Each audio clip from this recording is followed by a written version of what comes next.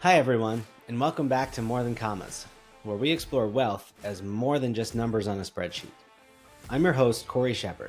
Today, we're tackling a topic that's central to how we think about building long-term wealth: why active managers struggle to outperform the market over time. We'll dive into some fascinating stories backed by academic data to challenge the notion that active investing is the surest path to financial success. If you've ever wondered how to approach investing with confidence, this episode is for you. Don't forget to like and subscribe and leave us a review. We love hearing your feedback.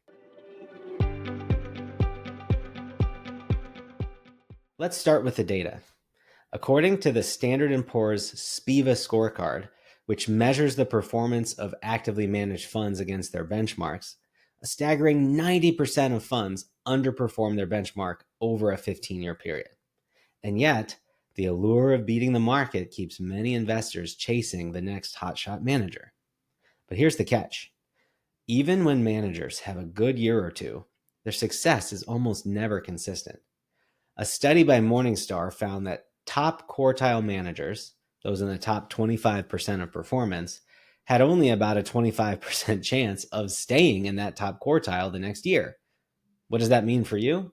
Well, said differently, if you pick the top 100 active managers, or if you chose 100 active managers at random, you could have the same 25% chance of having your managers outperforming the index. It means that betting on active management is a gamble, not a strategy.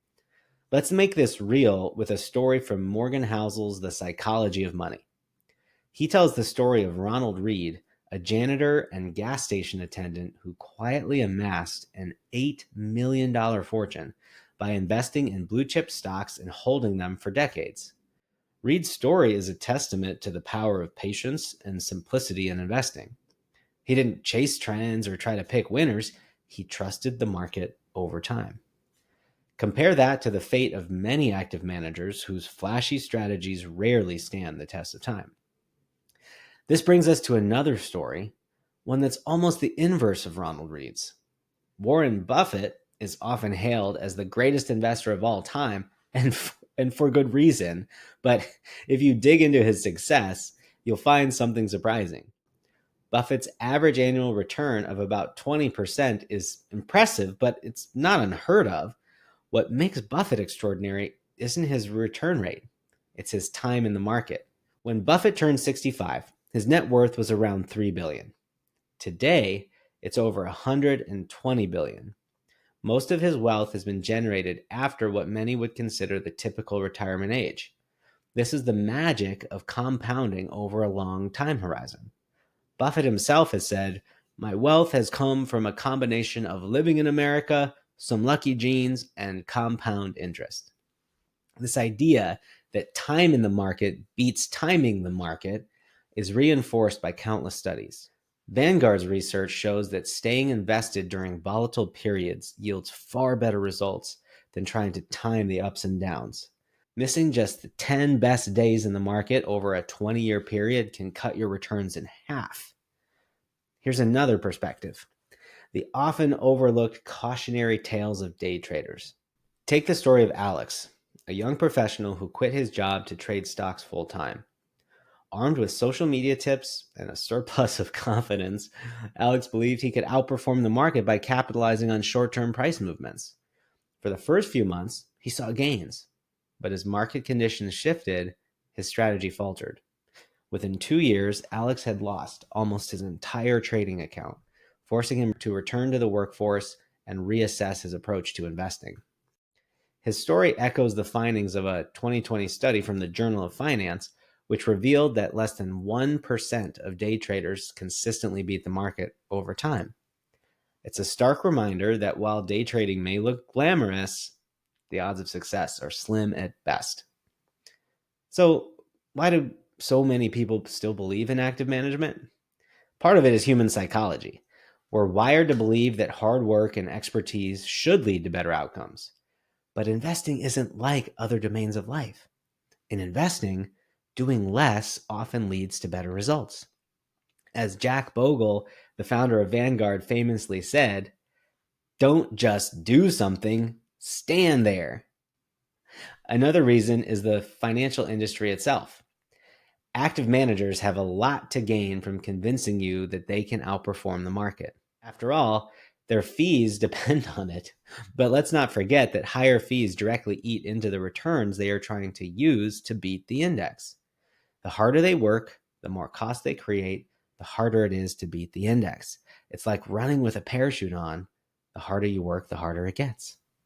This episode of More Than Commas is brought to you by Sound Financial Group, where we help families and business owners build and protect wealth through clear, long-term financial strategies.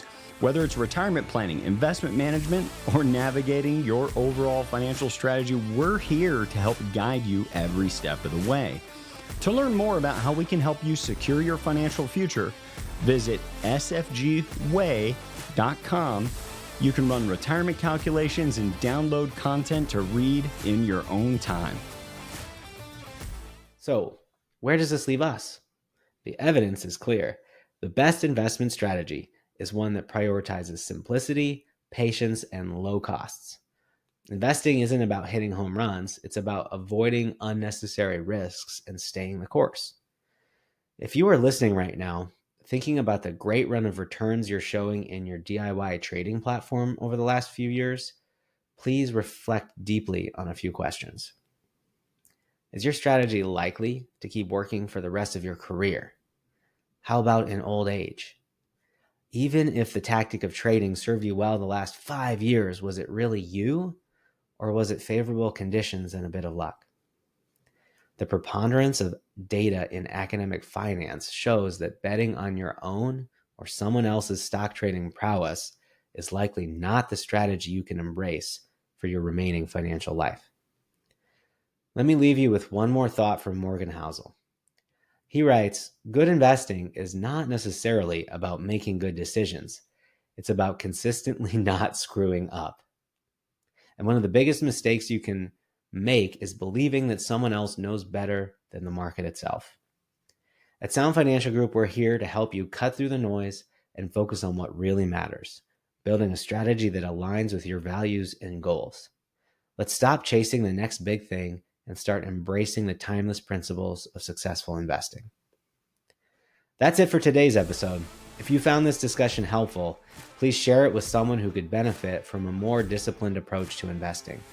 Don't forget to subscribe, leave a review, and visit sfgway.com for more resources. We'd love to hear your thoughts and questions, so drop us a comment or reach out on social media. Thanks for tuning in to More Than Commas. I'm Cory Shepard, reminding you that wealth is more than just money.